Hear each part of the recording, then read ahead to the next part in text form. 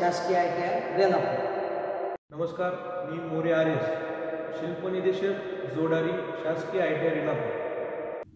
आता आपण external lapwing पाहणार आहोत. यामध्ये बिटवीन सेंटरमध्ये आपण एक सिलेंड्रिकल जॉब पकडलेला आहे लेथ मशीनवर आणि मीडियम स्पीड ठेवून आपण एक एक्सटर्नल लॅपिंग टूल तयार केलेलं आहे. यामध्ये कॉपर किंवा गन मेटलचं लॅपिंग टूल आहे आणि सिलिकॉन कार्बाईडचा ॲब्रेशिओ आपण त्या जॉबला एक्सटर्नल भागावर लावलेला आहे आणि नंतर ऑइलचे काही थेंब त्याच्यावर टाकलेले आहेत आपण आणि ह्या पद्धतीनं आपण एक्सटर्नल लॅपिंग करत आहोत. हा एक्सटर्नल लॅपिंग करण्याचा मेन उद्देश असा असतो की आपल्याला फिटिंग करताना जो लिमिट साध्य करायचे आहेत म्हणजे क्लोज डायमेन्शन साध्य करायचे आहेत ते क्लोज डायमेन्शन साध्य करण्यासाठी आपल्याला जेव्हा आपण टर्निंग केल्यानंतर ग्राइंडिंग केल्यानंतर त्याच्यानंतर आपल्याला जॉबचा स्मूथनेस गुळगुळपणा किंवा फिटिंग साध्य करण्यासाठी या पद्धतीनं आपल्याला एक्सटर्नल लॅपिंग करावं लागतं.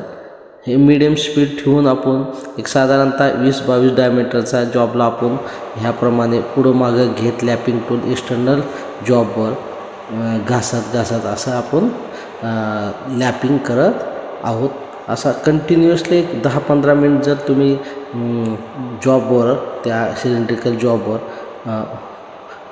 पाठीमागं पुढं रेसिप्रोकेटिंग मोशनमध्ये असं जर तुम्ही फिरवत राहिला लॅपिंग टूलनं तर निश्चितपणे एक आपल्याला तुम्हाला जॉब झाल्यानंतर एक असा चकचकीतपणा असा दिसला जातो, गुळगुळीतपणा दिसला जातो. पूर्वीच्या जॉबपेक्षा ह्या जॉबमध्ये तुम्ही पाहतातच की चमकत आहे आणि गुळगुळीतपणा आहे. ह्या पद्धतीनं आपण एक्सटर्नल लॅपिंग चा प्रात्यक्षिक आपण करू शकतो.